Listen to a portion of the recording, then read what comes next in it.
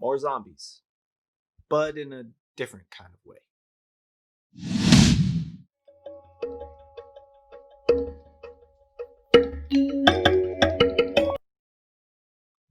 Hello, welcome to Just My Thoughts. I'm your host, Khaleel Ward. On this episode, I'll be talking about a Netflix movie called #Alive. It's a Korean movie and it's about zombies. And I know what you're thinking. Didn't you just review Train to Busan 2 Peninsula? And that's a Korean movie with zombies. But this one is a little different. It's not so much on a global scale. It follows this kid. He's at home. He wakes up. His parents have gone. They leave him some money. They're like, go get some groceries. The next thing you know, he turns on the news and people are turning into zombies.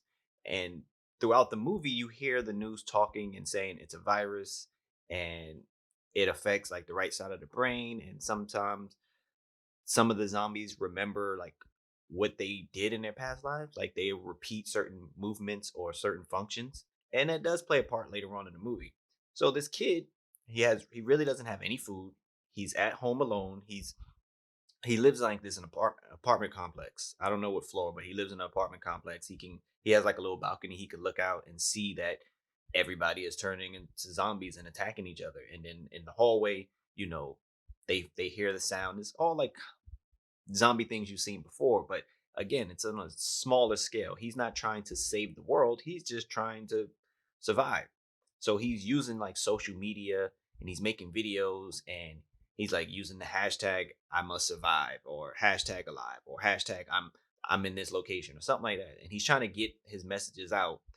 But again, the service goes in and out while he's at home. He's getting messages late from his parents, saying that they're at one location. He can't really make phone calls. And he starts to go a little crazy. He starts drinking. He really doesn't have much food. He probably had like a bowl of noodles. And he's just like thinking about offing himself. And then he gets in contact with this girl who lives like across the way in this apartment complex. She has like a little laser that gets his attention. And they start communicating. He has like a drone he uses. They use walkie-talkies, they're communicating. And that makes the movie a little bit more interesting because when he's by himself, it's really depressing and sad because he's trying to play his video games on the computer, that messes up. And it's just constantly you just hear the news and it's never good news. It's just a lot of bad news. Like, oh, the virus is doing this. You should do this. And he just looks really depressed. So when he meets the girl, you can see him, get a little happier to see another face, another human face that's not trying to eat him. And it's just somebody to talk to. And the movie, it's all right in terms of what it's trying to accomplish and keeping my attention and seeing like what are they going to do next to escape out of this apartment complex. And social media does play a big part. It shows the good parts of social media, with people trying to let other people know, yeah, they're survivors here.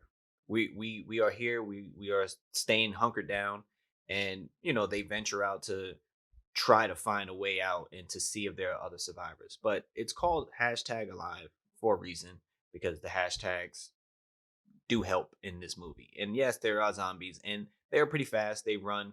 Um, and they move in bunches like any other zombies, so that's nothing, it's nothing different there, but the movie is cool.